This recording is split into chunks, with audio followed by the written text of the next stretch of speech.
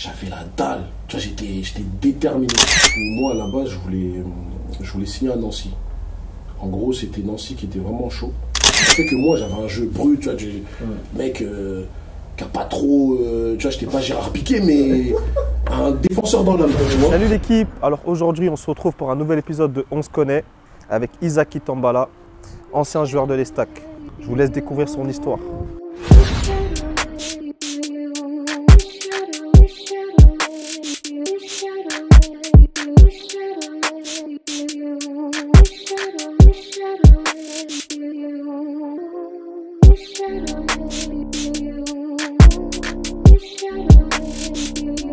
Isaac, comment tu vas? Ça va ou quoi? Ça date hein? Ouais, ça fait longtemps. Ah, merci à toi d'avoir répondu favorablement à l'invite.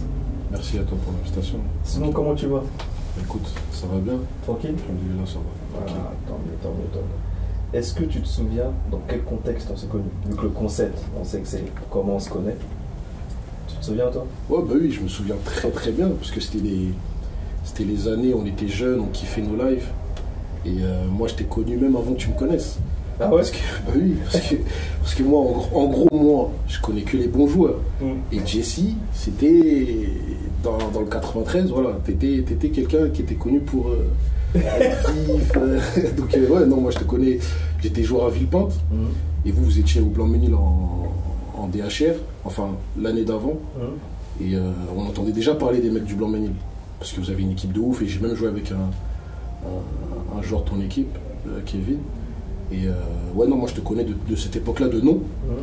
Et c'est quand je suis allé au Bourget en 14 ans fédéraux que là, je crois qu'on avait joué l'un contre l'autre sur un amical, un truc, et on avait plein de gens en commun. Donc, ouais, non, ça c'est comme ça que je t'ai connu dans le foot.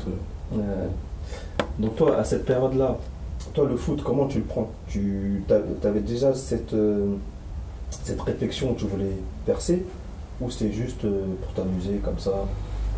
À cette époque-là, moi, ça a commencé à Villepinte. À Villepinte, j'ai vraiment commencé à prendre le foot au sérieux. J'avais 13 ans. Et on avait une équipe on avait des objectifs, en fait, les meilleurs de notre coin. Genre Sevran, Tremblay, Villepinte. De notre génération, on s'est tous réunis dans le club de Villepinte pour justement faire grandir le club, tu vois. Et dans cette équipe, ben, il y avait Serge Aurier. Il y avait un gars qui s'appelle Ousmane Dramé qui venait de Tremblay, il y avait un mec qui s'appelait Mathieu. Ok. Ouais. Et ben en fait, les meilleurs de Sevran, les meilleurs de Tremblay, les meilleurs de Villepinte, on s'est tous réunis et l'idée c'était de monter en DH. Donc du coup, à cette époque-là, oui, j'ai commencé à prendre le foot au sérieux et c'est à cette époque-là que je fais ma première détection en club pro. Donc toi, à cette période-là, c'est parce que tu avais une très bonne équipe et que voilà, vous étiez un peu au-dessus par rapport au niveau dans lequel vous évoluez, que tu t'es dit là, c'est sérieux? Non, en fait, je suis allé à Villepinte parce que c'était la suite logique d'un mec qui voulait gravir les échelons. Tu vois, moi j'ai commencé à Sevran. En Sevran, c'était niveau district, tu vois. Et nous, à Sevran, ben, l'idée c'est. L'élite, c'était Villepinte. Tu vois, les mecs de Sevran qu'à la Villepinte, c'était les mecs, tu sais qu'eux, ils sont chauds. Donc en gros, moi, quand je voyais ça, pour moi, la suite logique, c'était d'aller à Villepinte.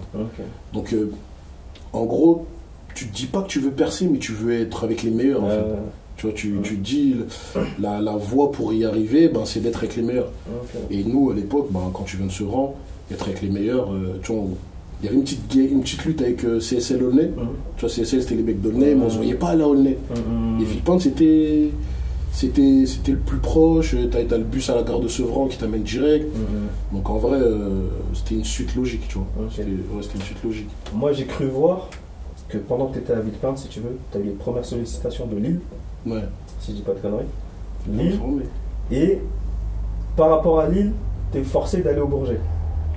Forcé, non. Enfin, quand je dis forcé, ouais, c'est via Lille ouais.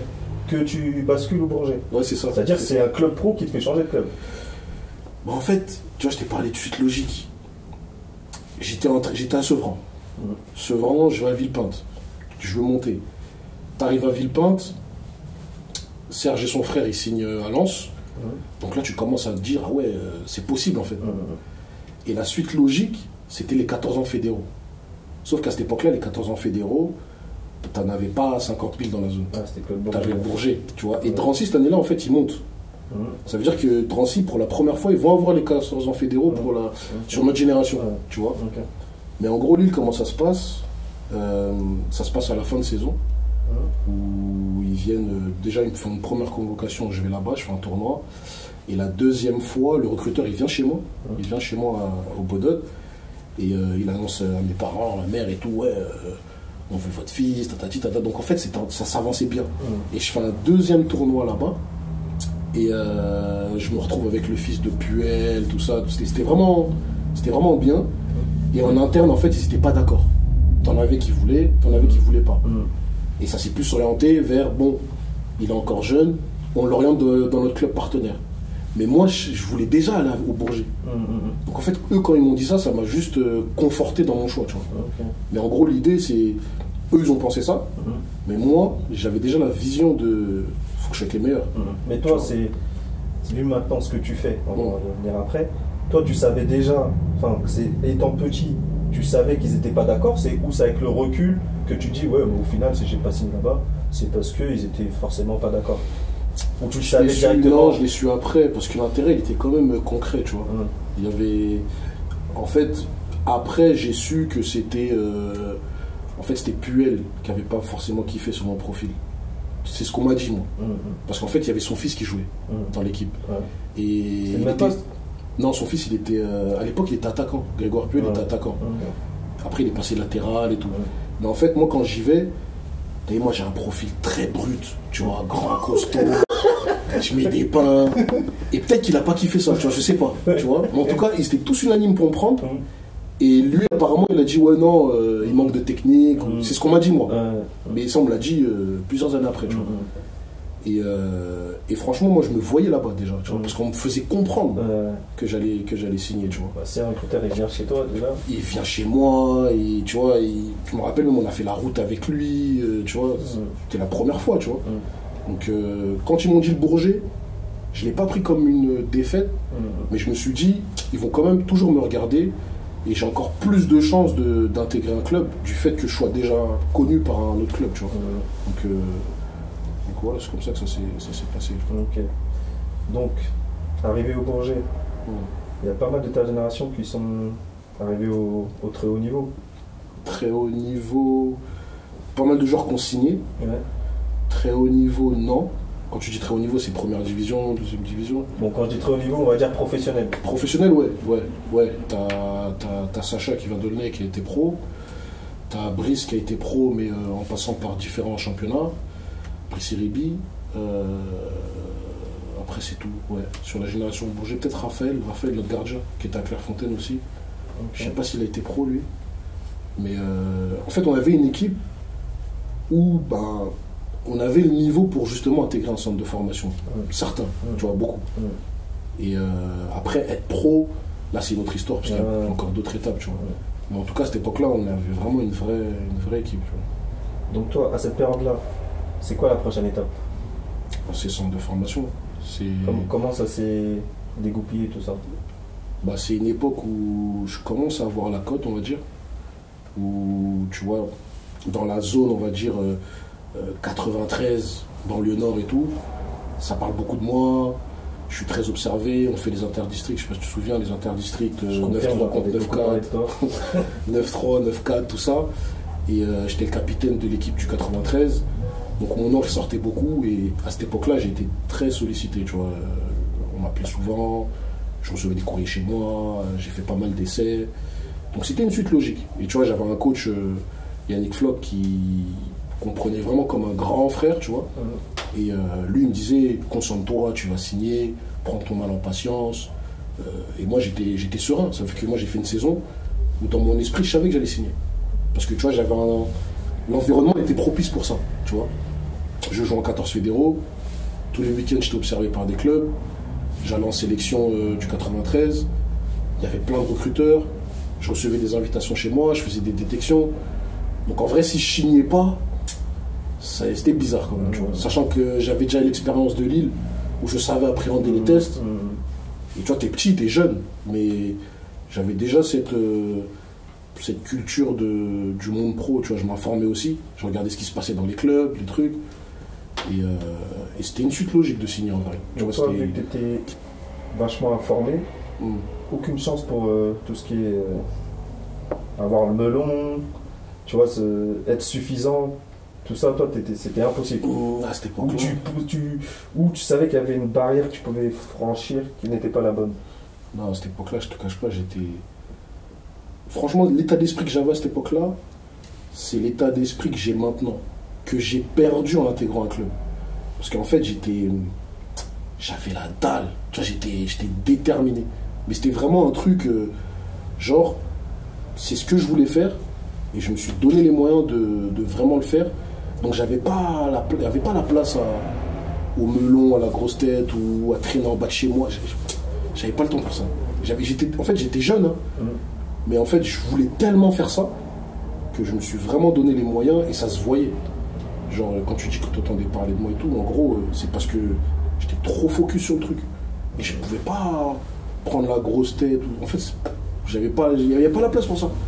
J'étais focus. Tant que j'avais pas signé, tu vois, on s'entraînait sur terrain rouge. Tu vois, on s'entraînait sur terrain rouge, tu vois. On était là à l'heure, on ratait pas un entraînement. Tu vois, c'était cet état d'esprit-là, en fait, si tu veux, en rentrant en structure pro, je l'ai un peu perdu. Tu vois, parce qu'après, tu es dans un confort, tu vois. Mais l'année Bourget, franchement, même moi, quand j'y repense, je me dis, si j'aurais créé un business là, j'aurais, tu vois, je sais pas, mais j'avais une force en moi, je sais pas d'où venait, mais j'étais trop motivé. Mais c'est marrant ce que tu dis, parce que tout ce que tu décris, ta personnalité, même à l'époque, bah moi sur le terrain, on s'est affronté une fois, je le ressentais, tu vois. Okay. C'était un amical. Moi, comme tu l'as dit, j'étais pas mal, tu vois. Et toutes vos défenses, je pouvais les éliminer assez facilement. Et toi, tu étais le seul qui cassait les couilles. Tu étais le seul qui me cassait les couilles. Ça veut dire déjà, dès jeune, tu vois, on voyait déjà que tu avais du caractère, que tu vois. Donc ça, tu vois, comme quoi l'homme et le joueur, souvent, niveau personnalité, caractère sur le terrain, tu vois, ça se rejoint. Ouais, je suis d'accord. Tu vois. Donc toi, beaucoup de sollicitations, des courriers, des tests. Comment tu fais ton choix d'intégrer la structure de Troyes? Bon, en fait, le choix, il se fait entre deux clubs à l'époque, où moi, à la base, je voulais signer à Nancy. En gros, c'était Nancy qui était vraiment chaud. Et à Nancy, c'est passé la même chose qu'à Lille. En gros, je vais à Nancy, et le responsable de là-bas, il me veut. Et je me rappelle, je fais une journée de détection là-bas. Et je sais pas, il y a des divergences. Tu vois, des divergences et tout. Et le premier retour que j'ai, quand je rentre chez moi, c'est mort. Donc moi, je me rappelle à l'époque, j'avais été déçu, tu vois, de cette décision. Et en fait, le mec qui me voulait, c'était lui le boss. Et il n'était pas là le jour-là. Tu vois, il n'était pas là. Et en fait, moi, quand on me fait le retour, on me dit c'est mort. C'est pas le boss qui dit c'est mort. C'est le mec en dessous de lui. Et quand je rentre chez moi, tu sais, ça a changé ça, mais à l'époque, les mecs, ils m'appelaient direct. Tu vois, moi, j'étais recruteur, mais j'appelais pas les gamins direct. Moi, on m'appelait. Tu vois, même, je suis étonné de te dire ça comme ça, mais les mecs, ils m'appelaient. Et je me rappelle, j'étais chez... t'as connu, ben, là, j'ai oublié, t'as connu Fitzgerald? Ouais, bien sûr. J'étais chez Fitzgerald, je reçois un coup de fil. Oui, allô, bonjour, c'est monsieur Intel de Nancy, tout ça. J'ai appris qu'on t'a dit non, mais j'étais pas là, j'étais en Afrique, écoute, est-ce qu'on peut se voir? Moi, le contrat, c'est ça. Je t'ai dit, monsieur... mais ça, parenthèse, je suis obligé de te couper. Hein. Ouais. Nous, à l'époque, au Blanc-Mini, on était vachement prévenus. Ouais, donnez pas vos numéros aux recruteurs, si un recruteur vous appelle, le club doit être au courant, les parents... Là, c'est bizarre ce que tu me dis. Là. Je te dis, histoire vraie. Le mec, il m'appelle, et c'était pas le premier à m'appeler. C'était... Avant ça, il y a d'autres clubs qui m'ont appelé. Directement, comment il s'appelle? Ah, mais là, cet âge-là, c'est quoi? À cet âge-là, j'ai 14 ans. J'ai 14 ans. Et même pas, il passe par tes parents, direct par toi. Franchement, je sais même pas s'il a eu ma mère avant. Je pourrais pas te dire. Ça trouve qu'il a eu l'autorisation. Je pourrais pas te dire. Ça trouve qu'il a eu mon club avant. Mais moi, je sais que le mec, il m'a appelé. Tu vois? Le mec, il m'appelle. Il me dit, voilà, moi, c'est ça.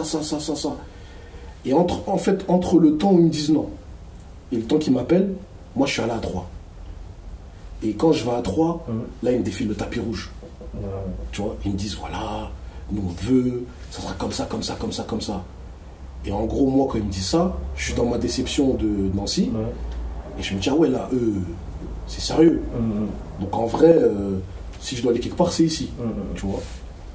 Et je pense que, parce qu'après, je sais après comment ça se passe, ils ont dû entendre que 3 me voulaient. Tu vois. Donc du coup, c'est pour ça que le mec il m'a appelé en vrai. Tu vois, avec le recul. Tu vois ce que je veux dire. Donc le mec il m'appelle direct après, il me. Ouais, Isaac, nous c'est ça. Et en fait, moi j'ai été dans la loyauté. Je me suis dit, vous m'avez dit non. Moi je vais là où on m'a dit, où on me donne une certitude. Tu vois. Donc j'ai été loyal en vrai. Je me suis dit, non, moi je vais signer à 3. Jusqu'à la dernière minute, ils appelaient mes parents, signaient pas. Mais moi j'ai dit, j'ai donné ma parole, c'est bon, je vais à 3. Tu vois, c'est comme ça que ça s'est fait. Du coup, à 3, comment ça se passe? Parce que j'ai vu que tu intégrais vite les équipes de France en jeune. Donc comment ça se passe? Bah, je suis dans la... Tu vois, la détermination que je t'ai dit que j'avais au Bourget, ma première année à 3, elle est multipliée fois 10. Ça veut dire que ma première année à 3, je crois que j'ai... En termes de performance, je pense que c'est une de mes meilleures années dans le football. Dans le sens où j'arrive, je pars d'une feuille blanche, je sais que le club avait un projet pour moi, etc. Ça a été première année. Moi, quand je signe, c'est DJ Christophe, un directeur du centre qui était connu et tout, qui me prend. Et en fait, quand je signe, lui, il part. Mais moi, quand je signe, il me donne des étapes, en fait. Il me dit, voilà, tu vas arriver, tu vas jouer en 17 NAS, l'année d'après tu vas jouer en 19, tu seras 17, tu vas intégrer l'équipe de France, tu vas faire tes premiers trucs en réserve, et après le contrat pro, c'est à toi d'aller le chercher. Il me parle comme ça. Et moi, quand il me parle comme ça, il va droit au but. Donc moi, en fait, ça me convainc. Et quand j'arrive à 3, moi j'ai ce discours-là en tête, en fait. J'ai ce discours du mec qui m'a dit, moi je te prends, tu fais 17, après tu fais direct 19, après, c'est à toi d'aller chercher ton contrat pro, nanana. Et moi, j'arrive avec cette mentale-là, tu vois. Ça veut dire que la première année, je fais en sorte de vraiment tout casser tout en restant authentique dans mon jeu brut, personne ne me passe, tatati tatata. Et c'est comme ça qu'après, j'intègre la sélection. Parce qu'en fait, quand tu es en équipe de France U16, tu intègres de par tes performances, mais c'est les directeurs de centre qui t'envoient. En fait, les sélectionneurs, ils envoient un mail au directeur des centres. Ils disent voilà, dites-nous qui sont vos 2-3 meilleurs joueurs. Et ils mettent les places des mecs. Et moi, je sais que c'est comme ça que j'ai intégré l'équipe de France. Ça veut dire que j'avais fait 6 mois où j'avais vraiment tout cassé, les 6 premiers mois. Et naturellement, le directeur du centre, il m'a introduit au sélectionneur. Et c'est comme ça que j'ai été appelé. Tu vois. Donc, la première saison, elle s'est passée comme ça. Et ce que le mec qui m'avait recruté m'a dit, en fait, sur les 2 premières années, ça s'est passé comme il a dit. Ça veut dire, j'étais 16 ans, je joue en 17 nationaux, équipe de France. L'année d'après, je reprends en 19 alors que je suis 17 ans. Je fais mon premier match en réserve. Et en gros, c'était une voie royale, tu vois. Donc, juste pour satisfaire les curieux, c'est quoi le contrat qu'on te propose à l'époque? C'est un contrat classique, aspirant. Ouais, tu signes un contrat c'est pas classique, il y en a qui ont des conventions. Ouais, après, comme je t'ai dit, j'étais sollicité. Ça veut dire que quand tu es sollicité, tu peux pas. Enfin, c'est pas que tu peux pas, mais les clubs ils sont pas bêtes non plus, tu vois. Si tu arrives, tu dis à un joueur qui est sollicité convention, il va se dire tu crois pas en moi, je vais ailleurs, tu vois. Tu peux expliquer la différence entre contrat, convention, aspirant, pour ceux qui connaissent pas? En fait, c'est quand tu rentres en centre de formation, déjà tu peux signer plus tôt. Tu peux signer à partir de tes 13 ans, l'âge de tes 13 ans. Et quand tu signes à 13 ans, tu signes d'abord un accord de non-sollicitation. Ça veut dire qu'à 13 ans, tu signes pendant 5 ans. Tu es engagé pendant 5 ans avec le club. Ça veut dire que pendant 2 ans, en gros, tu peux pas aller dans un autre club, tu peux pas te faire solliciter par un autre club français. Et ensuite, quand tu intègres le centre de formation, tu as un contrat derrière qui arrive qui s'appelle le contrat aspirant. Donc c'est un contrat de travail en fait de 3 ans. On va dire c'est un CDD de 3 ans où tu es rémunéré, normal, comme tout salarié, tu as des fiches de paye. Tu vois, c'est ça un contrat aspirant. Et en gros, c'est un contrat qui est légiféré, on va dire, par la Ligue de football. Ça veut dire que tu as une charte, comme dans tous les secteurs d'activité, en fait. Et en gros, quand tu es contrat aspirant, tu es salarié du club. Tu as 15 ans, mais en gros, tu reçois tes fiches de paye. Je me rappelle, on avait des fiches de paye, tu vois. Après, les salaires, c'est en fonction. Tu vois, tu as des points aussi. T'as un point, ça équivalait à l'époque, à mon époque, ça équivalait à 13 euros, 15 euros, je sais plus. Peut-être que ça a augmenté, tu vois. Mais en gros, en fonction des points contenus dans ton contrat, ça donne ton salaire, tu vois. Donc, après, convention, c'est. En fait, tous les jours, ils signent des conventions. Parce que c'est une convention de formation, en fait. Tu signes une convention pour. En fait, tu es lié au club. Et le club, en fait, comment dirais-je, le club signe un contrat de convention avec toi pour dire qu'ils vont qu'ils vont t'héberger, que tu vas t'entraîner, et c'est cette convention-là qui fait que derrière, ils ont droit à des indemnités le jour où tu pars, le jour où tu es transféré, etc. Donc en gros, tout le monde signe des conventions qui peuvent s'arrêter, qui sont renouvelables chaque année en fait. Et le joueur qui n'a pas de contrat de travail, il signe juste la convention. Mais le joueur qui a un contrat de travail, il signe le contrat de travail plus la convention. Tu vois, c'est juste ça, on appelle convention, mais tout le monde signe une convention en fait. Tu vois, donc tout à l'heure, tu me disais qu'à un moment donné, entrer en centre de formation, ça t'avait fait perdre un peu cette dalle. À quel moment ça? Sur le milieu de la deuxième année. Ça veut dire en gros, ou je dirais sur l'après-équipe de France. Dans le sens où, en fait, moi j'ai eu du mal à comprendre mon après-équipe de France où, en fait, là, il y avait des attentes. Tu vois, là où avant, il n'y avait pas d'attente, là, il commençait à en avoir. Et en fait, si tu veux, les consignes n'étaient plus les mêmes et ça dénaturait mon jeu, en fait. Ça fait que moi, j'avais un jeu brut, tu vois, mec qui n'a pas trop... tu vois, j'étais pas Gérard Piqué, mais un défenseur dans l'âme, tu vois. Et là, fallait que je sois relanceur, fallait que Et moi, je captais pas, mais moi, j'étais très à l'écoute. Ça veut dire qu'en vrai, tu me dis, Isaac, applique-toi sur tes relances, je vais tout faire pour appliquer mes relances. Sauf que moi, mon jeu n'était pas basé sur ça. Et en fait, après l'équipe de France, on me jugeait que sur ce que je ne savais pas faire. Et moi, ça m'a perturbé, en fait. Tu vois. Donc, quelque part, quand je te dis que ça a dénaturé ma détermination, c'est que ça a dénaturé mon authenticité dans mon jeu. Où, justement, fallait que je sois un peu plus beau, fallait que j'améliore justement le défaut technique qu'on me reprochait, tu vois, sur les prises de balles, sur ces choses-là. Et au final, ça m'a un peu perturbé. Et quand ça m'a perturbé, après j'étais moins performant, tu vois, parce que je me posais des questions, parce que si et ça. Donc en gros, c'est un peu, avec beaucoup de recul je te dis ça, mais ça m'a un peu... c'est comme ça que je l'ai vécu moi, tu vois, je l'ai vraiment ressenti comme ça. Et l'autre chose aussi, c'est, tu sais, souvent on pense que le surclassement, c'est quelque chose qui apporte un plus aux joueurs. Tu vois, moi par exemple, je rentre en 16, en 17, je suis avec mes gars. Tu vois, on est performants tous ensemble, on est première année, mais je suis avec mes gars. Mes gars restent en 17, moi je vais en 19. Je suis plus avec mes gars. Mais moi je suis en 19, mais je suis dans le dur. Pourquoi? Parce que les entraînements, en gros, comme on me voyait grand et tout, on me disait, lui on peut y aller. Sauf que, frère, moi j'avais besoin d'être tranquille en vrai, tu vois. Et pendant que mes gars, ça se passait top pour eux la deuxième année en 17, où ils ont failli jouer les playoffs, moi j'étais en 19, j'étais dans le dur. Mais j'étais dans un dur, je pense que c'était pas mon étape d'être dans le dur maintenant. Après, est-ce que c'était moi qui n'étais pas prêt, ou est-ce que c'est le club qui allait trop vite avec moi? Ça, tu vois, je sais pas, tu vois. Mais c'est comme ça que je l'ai ressenti. Ça veut dire que je pense que si je serais resté avec les mecs de mon âge en 17, niveau mental, j'aurais été mieux parce que eux, en fait, l'année d'après, quand on s'est tous rejoints en réserve, parce qu'on a repris tous en réserve en même temps, ils avaient une fraîcheur que j'avais plus. Tu vois. Toi, t'étais un peu lessivé. Moi, j'ai commencé à être usé. Eux, ils avaient une fraîcheur que j'avais plus. Ils venaient de jouer les playoffs. Ils étaient en mode, on est comme ça. Sauf que moi, ça me voyait en mode comme ça. Moi, j'étais dans le dur, moi. Tu vois, jouer les matchs, c'était dur. Les entraînements, c'était dur. Et en fait, je pense que ça m'a un peu freiné aussi, tu vois.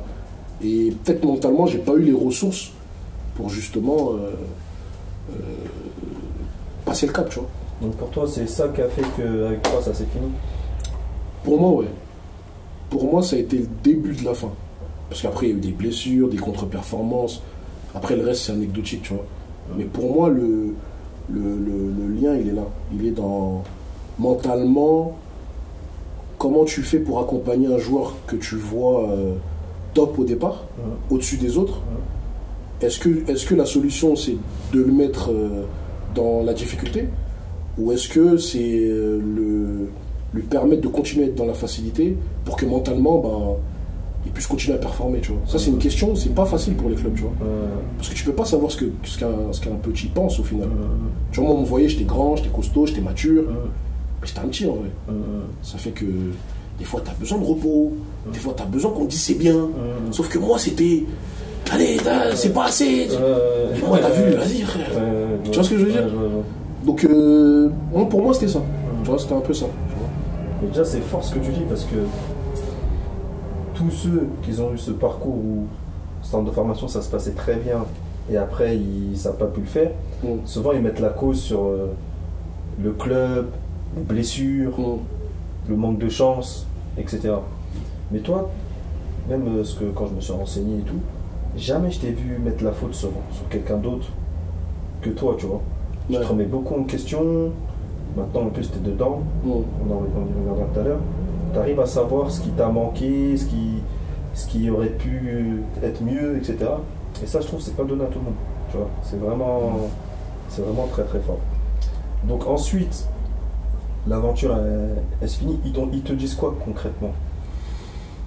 En fait, ils ont eu beaucoup de mal à me dire que ça s'arrêtait. Parce que moi, j'étais vraiment, on va dire, enfant du club. Tu vois. Ouais, c'est pour ça que c'était vraiment, pour eux, je pense que c'était pas facile.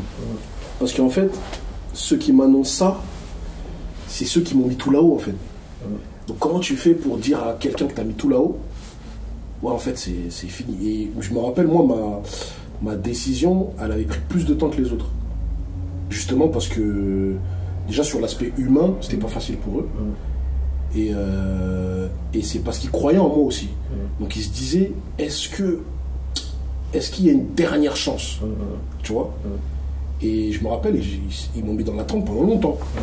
Tu vois, c'était une année où c'était difficile, je me blessais. C'était une année, mentalement c'était difficile, tu vois, l'année où je sais que je reste pas. Et je sais qu'il y a eu beaucoup d'hésitation sur ça. Mais à un moment donné, il a fallu trancher, tu vois. Donc ça s'est fait à travers une discussion, tu vois, c'était des bilans. Et c'est là qu'ils m'annoncent ça, tu vois. Et derrière, ils ont cherché à m'aider. C'est ça que j'avais posé comme ouais, non, moi, personnellement, j'ai pas eu de... Tu vois, on est venu me voir, on m'a dit, voilà, j'ai tel contact. Tu vois, par exemple, ça me fait rappeler, l'année où je reste pas, en CF1, on joue contre Dijon. On joue contre Dijon, je joue, tout ça. On les tape 4-0. Et moi, je sais que je vais pas rester.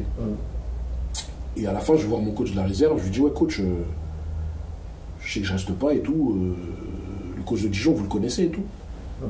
Il me dit, ah, mais tu fais bien de venir me voir et tout. Vas-y, je l'appelle lundi et tout. Il appelle le coach de Dijon. Il dit, ouais, j'ai mon défenseur là, qui sera libre et tout. 2 semaines après, Dijon, ils ont organisé une détection. Je suis allé à Dijon. Tu vois, c'était des trucs. Moi, ils m'ont pas. Tu vois, en fait, ça s'était tellement bien passé. Je pense que ils étaient déçus aussi de ne pas avoir réussi à m'accompagner jusqu'au bout, tu vois. Qu'ils ont cherché des solutions pour moi, tu vois. À travers des petites aides, des transmissions de contacts. Tiens, on t'a proposé là. Tu vois, moi, j'ai eu ces trucs-là. Tu vois, je pourrais pas mentir sur ça. Donc toi, ensuite, tu bascules dans le monde amateur, est-ce qu'on peut dire semi-pro? Tu avais des contrats fédéraux? J'ai eu, ouais. Donc, tu bascules dans ce monde-là, mais est-ce que toi, tu commences déjà à réfléchir à l'après-carrière? Parce que toi, tu es dans l'optique directe de rebondir, ou tu commences à réfléchir à comment tu peux, toi, la fibre d'entrepreneur, entre guillemets? Non, à cette époque-là, t'es encore focus. T'es encore focus? Ouais, t'es encore focus. Je suis en mode... j'ai vécu un truc, je sors de là, mais vas-y, il faut que je trouve la structure qui va me permettre de tout de suite rebondir. Et cette structure, ça a été Beauvais. Et pour rien te cacher, l'expérience Beauvais, c'était une superbe expérience. Pourquoi ? Parce que ça m'a permis de voir c'était quoi une équipe première, de vivre le côté équipe première en étant jeune. Tu vois, quand tu joues en réserve, t'es avec tes potes, c'est différent que quand t'es dans une équipe où t'as des mecs qui ont des contrats, où t'as le président, il rentre dans le vestiaire, il dit les gars, si on gagne, la prime c'est tant, t'as cette pression, tu joues le maintien. Tu vois, nous on connaissait pas ça, jouer le maintien, on sait pas ce que c'était, tu vois. Et en fait, arriver dans un club où t'as des objectifs, où t'es en fait dans le foot adulte, moi ça m'a stimulé ça. Et je pense que à 3 justement, le côté en centre de formation un peu enfant, en fait j'aurais pas dû le vivre aussi longtemps, tu vois. Moi c'était vas-y, 1 an, 2 ans, vas-y mets-moi avec les adultes en vrai, tu vois. Et quand je suis arrivé à Beauvais, ça m'a stimulé parce que c'était le truc que je comprenais, et j'étais performant dans ce mode-là, tu vois. C'était en mode, aujourd'hui on joue, faut qu'on gagne, faut qu'on ait les 3 points, parce que là, faut qu'on prenne tant de points par rapport à telle équipe, en plus il y a des primes, tu te dis, ah ouais, là c'est ça le game en fait, tu vois, t'es sous contrat, t'arrives, les mecs c'est des pères de famille, t'es dans un vestiaire, t'es pas qu'avec des petits, ils sont là, ils rigolent, non, t'es avec des mecs, c'est leur taf, tu vois, toi aussi c'est ton taf, ça fait que, là j'ai retrouvé ce truc, ah ouais en fait c'est sérieux, tu vois, et ça c'est ce qui manque dans les clubs pro, chez les jeunes, ça veut dire que t'as pas ce côté football d'adulte, responsabilité, etc. Et à Beauvais, j'ai retrouvé ça. Mais j'étais pas dans l'après. J'étais en mode, ah ouais, là, j'ai trouvé un truc, là. Il y a moyen, en fait. Et il y avait vraiment moyen. Mais c'est moi qui, à un moment donné, tu vois, mais il y avait vraiment moyen de rebondir, tu vois. Ok. D'accord. Donc, ensuite, comment ça se passe, la transition ? Tu commences à... Ou 3 te rappelle, enfin, je sais pas comment le contact s'est fait, ouais. Mais où tu retravailles pour 3. Ok. Comment ça se passe ? Bah en fait, ça se passe comment ? Ça se passe que là, on est en 2015. On est en 2015. Je suis en mode, vas-y, foot amateur, ça me saoule. Je me retrouve pas dans ce côté, t'as entraînement à 18h, la journée tu fais rien ou tu dois aller taffer. Tu vois. En fait, c'est un système. J'ai jamais réussi à m'adapter dans ce système. Donc je pouvais pas être performant. Donc je termine en N3 à Moissy. Tu vois, N3 à Moissy. Et je me dis, vas-y, c'est pas mon mode de vie en vrai. Tu vois, sans prétention aucune, je me dis, intérieurement, je vaux mieux que ça. Aller taffer à côté, aller à l'entraînement le soir, prendre un petit billet au foot, prendre un billet au taf. Je me dis, vas-y frère, t'as vu, sans prétention aucune, hein. Je me dis, en fait, t'as des gens qui réussissent dans ce système, mais moi, en fait, la voie que j'avais prise au départ fait que j'arrivais pas. J'ai essayé, j'ai patienté, j'ai truc. Moissy, t'as vu, moi j'habite dans le 9-3. Quand tu vas à Moissy, tu prends la 104, la N104, les bouchons. Je faisais je mettais quoi ? Je mettais 1h10 pour arriver à l'entraînement. Tous les jours, j'y allais, j'étais à l'heure. Hein. Mais je me dis non, j'arrive pas. Donc du coup, je me pose, je me dis bon, j'ai passé une dizaine d'années dans un truc magnifique. J'ai connu ça. Qu'est-ce que je fais ? Tu vois, je me suis dit, qu'est-ce que je fais ? Et je suis revenu à ma propre personne, je me suis dit, bon, j'aime bien transmettre, j'aime bien apprendre, j'aime bien transmettre. Ben, vas-y, en vrai, je vais aller à l'école. Tu vois ? Et dans mon parcours, ben, j'avais continué les études. Donc, quand j'étais à Beauvais, en fait, à 3, j'ai eu mon bac. À Beauvais, je suis resté 2 ans. Et pendant que je jouais à Beauvais, entre la réserve et l'équipe première, ben, j'allais à l'université de Beauvais. Et à l'université de Beauvais, je faisais un DUT. Et en fait, c'est pour ça que je te dis que Beauvais, si je dois comparer le centre et Beauvais, ça se tape, tu vois, en termes d'expérience vécue. Parce que Beauvais, j'ai vraiment été entre le foot et la vie active. Et je me suis même fait des potes dans ma classe, des mecs qu'on s'est revus il n'y a pas longtemps, des trucs. Et en fait, ça m'a permis de me régénérer, tu vois. Donc quand je vais à Beauvais, je fais un +2. Déjà, le +2, je le valide même pas déjà. Mais je vais jusqu'au bout du +2. Et en fait, quand j'arrive à Moissy, enfin, après le +2, j'arrête l'école. Et en fait, après Moissy, j'ai un bagage +2. Je me dis, bon, j'ai envie de transmettre, mais en vrai de vrai, qu'est-ce que je vais faire? Et je tombe sur un reportage de Zidane. Tu vois, Zidane, où il va faire une école de directeur sportif à Limoges, tout ça, alors qu'il veut entraîner le Real de Madrid. En même temps, il passe son diplôme de coach de pro. Et je me vois dans ce truc-là. Je me dis, ah ouais, mais ça, c'est moi en vrai. En vrai, si Zidane, il le fait, ben, moi, j'ai pas été Zidane, mais en vrai, à mon échelle, je peux faire pareil. Donc, qu'est-ce que j'ai fait? Ben, j'ai entamé le même cursus. Je suis allé dans une université, une licence STAPS, management du sport. Et à côté de ça, je me suis dit, bah vas-y, je vais entraîner les petits. Comme ça, au moins, je transmets et en même temps, je passe un diplôme. Et j'ai kiffé de fou. Ça fait que je suis allé... Quand je te dis, j'ai pas eu le +2, ça veut dire qu'à Moissy, il y avait un directeur, Tristan, il s'appelait Tristan Géné. C'était le financier du club. Et lui, il était prof à l'université Marne-la-Vallée. Il était prof de droit. Et je lui parle de mon projet et tout. Elle me dit, bah, attends, je vais appeler le maître de conférence et tout. Et en fait, eux, ils me retournaient en mode reconversion. Donc c'est pour ça qu'ils m'ont pris. Mais en vrai, je ne pouvais pas rentrer dans le cursus parce que je n'avais pas validé mon +2. Tu vois. Et ils m'ont fait rentrer. Et de là, ben, j'ai appris comment gérer un club, comment mettre en place des événements. Et je me retrouvais avec des gens qui n'avaient rien à voir avec le foot. Tu vois, des gens plus petits que moi et tout. Et j'ai kiffé. Je me suis dit, ah, mais c'est stylé. Et après, à côté de ça, j'allais coacher les petits. J'avais mon ancien agent qui était proche du club de Neuilly-sur-Marne. J'allais coacher les U13B à Neuilly-sur-Marne. J'ai kiffé de fou. Tu vois, je montrais aux petits comment faire des contrôles orientés et tout. Je me suis dit, oh, mais c'est ça la vie en vrai, tu vois. Et j'ai kiffé. Et du coup, là, je me disais, bon, je suis en train d'entamer des choses. Je prends de la connaissance à gauche, à droite. Mais concrètement, c'est quoi la suite? L'année d'après, je me dis quoi, vas-y, je vais passer mes diplômes de coach. Tu vois, le fait d'avoir joué et tout, ben, tu peux passer un diplôme qui s'appelle le BEF. C'est un diplôme qui te permet d'entraîner jusqu'en R1 en senior et les 17 ans ou les 19 ans nationaux. Tu vois. Donc, tu vois, toutes les personnes qui veulent coacher quand ils sont pros, ben, passent d'abord par ce diplôme-là. Donc, je passe ce diplôme-là. Et en fait, je repars à Troyes voir mon préparateur physique pour lui demander, bon, vas-y, comment on fait une préparation comment on fait pour mettre en place une préparation de pré-saison avec ses joueurs. Je vais dans mon ancien club, le Bourget, je prends les 19 ans. Je dis, comment on fait et tout. Et en fait, le fait d'aller là-bas, il me voit, il se dit, ah, mais lui, il est resté dans le game et tout. En plus, il a des projets et tout. Et dès qu'il y a eu l'opportunité du recrutement, c'est moi qu'ils ont appelé. Ils m'ont dit, ouais, t'as vu là, je cherche quelqu'un et tout, est-ce que ça t'intéresse et tout. J'ai dit, tout de suite. J'ai dit, ouais, direct. Et c'est comme ça que ça s'est fait. Donc, à l'heure actuelle, là, on se parle, c'est quoi que tu fais exactement? Parce que moi, tu m'as expliqué, mais je trouve que c'est important pour bien que tu détailles, t'expliques vraiment, c'est quoi que tu fais actuellement?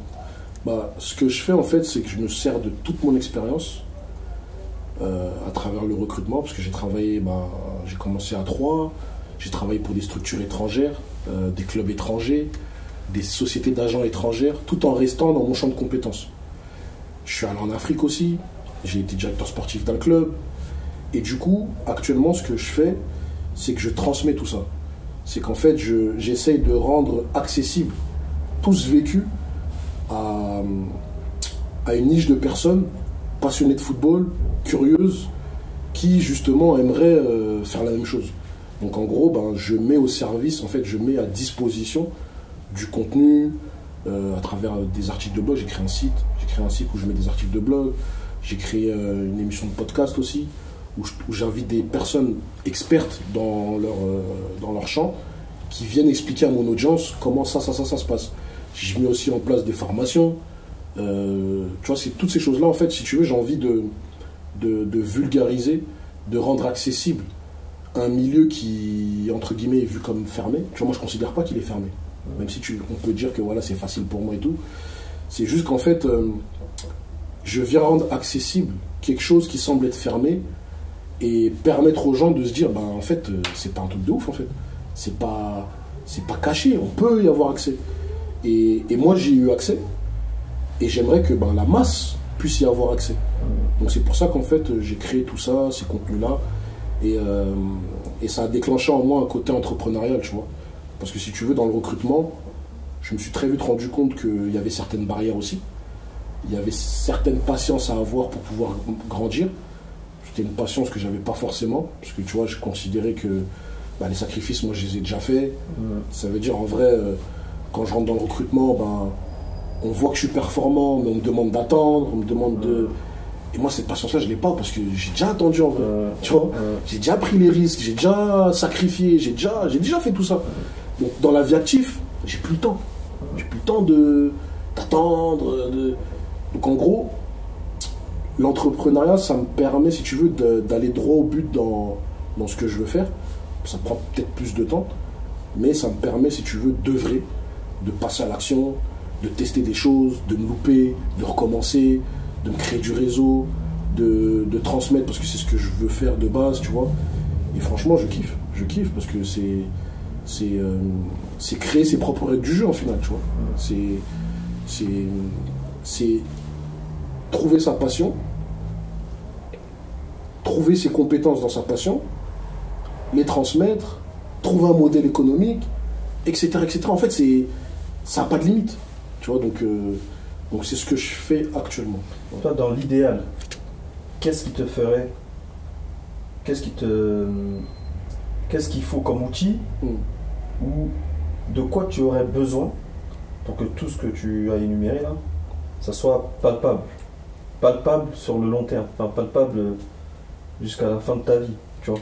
En gros que ça y est, j'ai mis un truc en place, j'ai plus rien à faire. Enfin, quand je dis plus rien à faire, on s'entend, mais j'ai plus rien à bourlinguer pour que ça se passe. Ouais, je vois ce que je veux dire. Ouais. Qu'est-ce qu'il te faut? En fait, c'est réfléchir à un modèle économique, c'est réfléchir à créer un produit au final. C'est comme quand tu écris un livre, par exemple. Tu vois, ça me fait penser à ça. Quand tu écris un livre, tu mets tes pensées dedans, et si demain tu n'es plus là, tes pensées elles sont restées. Tu vois. Donc l'idée, moi, c'est ça, c'est de réfléchir à un modèle économique qui va me permettre de créer un produit qui tourne, même si je suis pas là. Et ça, aujourd'hui, le digital te le permet, par exemple, tu vois. Ou par exemple, de créer une structure physique qui est là et qui te permet d'avoir ça, tu vois. En fait, le champ, il est tellement large qu'à cette réponse, tu peux venir l'alimenter de plusieurs idées, tu vois. Mais ça, c'est ma réflexion au quotidien. C'est comment mettre en place quelque chose qui va te permettre de tourner même si tu n'es pas là. Et ça, cette question-là, c'est une bonne question. J'y suis au quotidien, tu vois. Mais pour l'instant, moi, comment je vois le truc, c'est créer un produit qui va te permettre, si tu veux, d'être dans ta vision et de rester même si tu n'es pas là, tu vois. C'est un peu ça. Ouais. Isaac, on arrive sur la fin. Comment on peut retrouver tout ce que tu es en train de mettre en place sur les réseaux? Tout simplement en me tapant mon nom sur Google. Isaac, tu tapes Isaac Itambala, tu vas trouver. Après, j'ai un site internet que j'ai développé, je suis présent sur Twitter, j'ai une émission de podcast qui s'appelle Football et Réflexion. J'ai un compte Instagram. En gros, tu tapes mon nom, tu me retrouves. Et assez facilement, je suis disponible, je réponds à tout le monde. Et puis voilà, tout le monde est le bienvenu et puis il n'y a pas de problème. Isaac, merci à toi d'être venu sur Blue Magic Film. Merci. Même moi, je connaissais déjà pas mal de choses, j'ai appris encore d'autres choses. C'est gentil. Franchement, merci à toi. Merci pour l'invitation.